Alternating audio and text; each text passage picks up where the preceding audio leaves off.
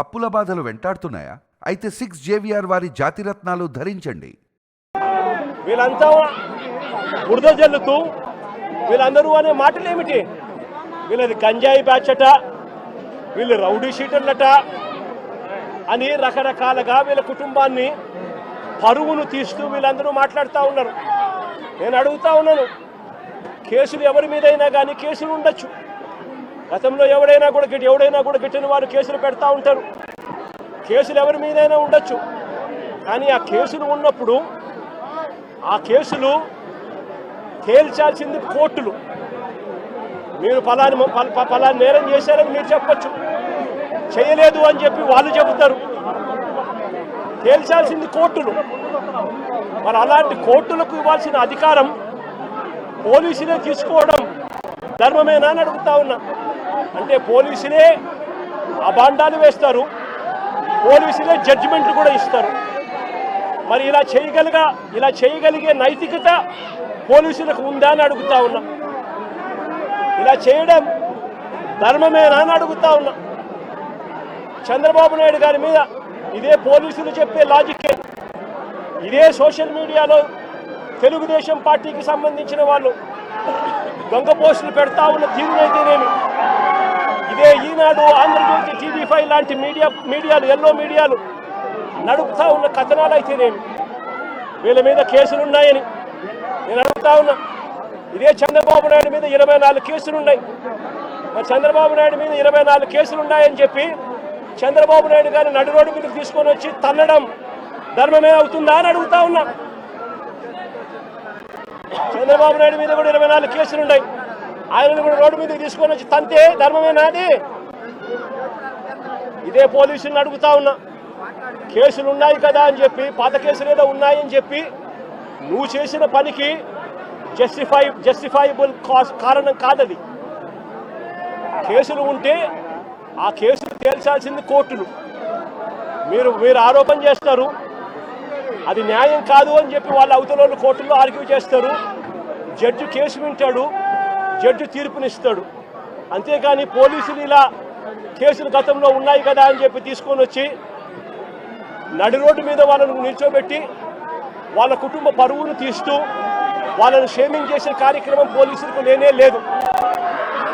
ఈ మధ్య కాలంలో జరిగిన అనేక ఘటనలు, రాకేష్ అనే పిల్లాడు, ఇది రాకేష్ అనే పిల్లాడికి సంబంధించిన కాలుకు సంబంధించిన ఎక్స్రే.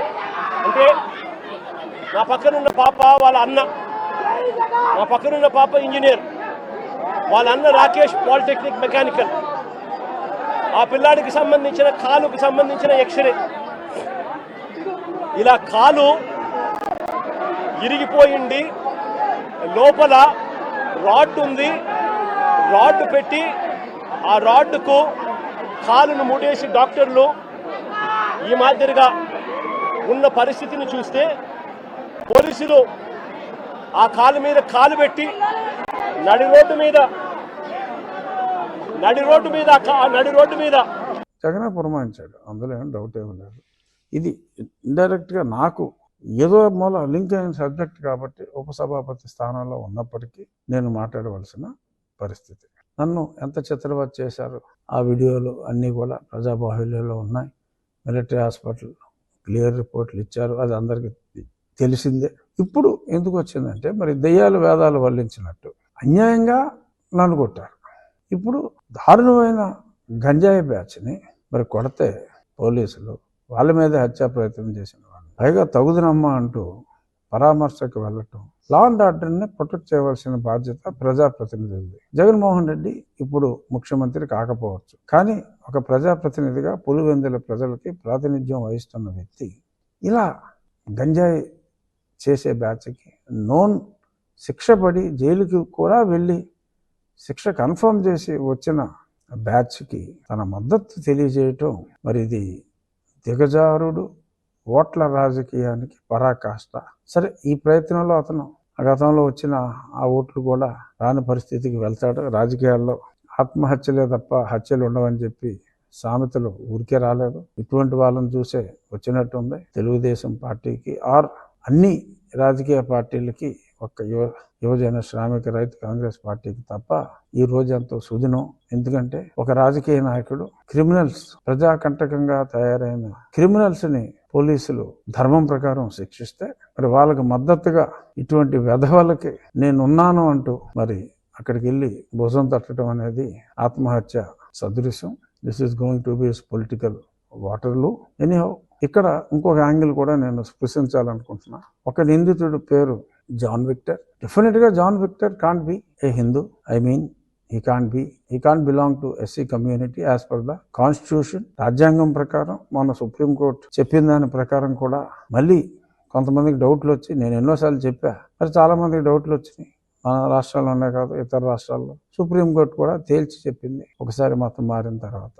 మరి జాన్ విక్టర్ డెఫినెట్ గా వెరిఫై చేస్తే తను BCCA అవుతాడు, మరి దళితుడు అని చెప్పి మళ్ళీ రెచ్చగొట్టడం, ఇవన్నీ కూడా దిగజారుడు రాజకీయాలకి పరాకాష్ట. ఇక్కడ నేను గతంలో మాట్లాడిన అంశం ఈ అంశం కాబట్టి ఈ అంశాన్ని మరి నన్ను దారుణంగా హింసించిన వ్యక్తులు అరే ఏమీ చేయలేదు అని చెప్పి తప్పించుకోవాలని చూస్తున్నారు. ఆలస్యమైనప్పటికీ నో డౌట్ ఆలస్యమైంది. ఇప్పుడు వచ్చి సునీల్ కుమార్ని ఇంకా పిలవలా. బహుశా అతను వెనుకున్న, అతను ఊహల్లో సృష్టించుకున్న ఆర్మీని నిజంగా ఉన్నారని ఎవరైనా భయపడుతున్నారేమో నాకు తెలియదు. ఏదేమైనప్పటికీ ఇప్పటి వరకు సునీల్ కుమార్ని పిలిచి విచారించకపోవటం డెఫినెట్గా అది సముచితం కాదు. బట్ ఎనీహౌ, చట్టం పరిధి ఎక్కువ, ఆలస్యమైనప్పటికీ న్యాయం జరుగుతుందనే విశ్వాసం నాకు ఉంది.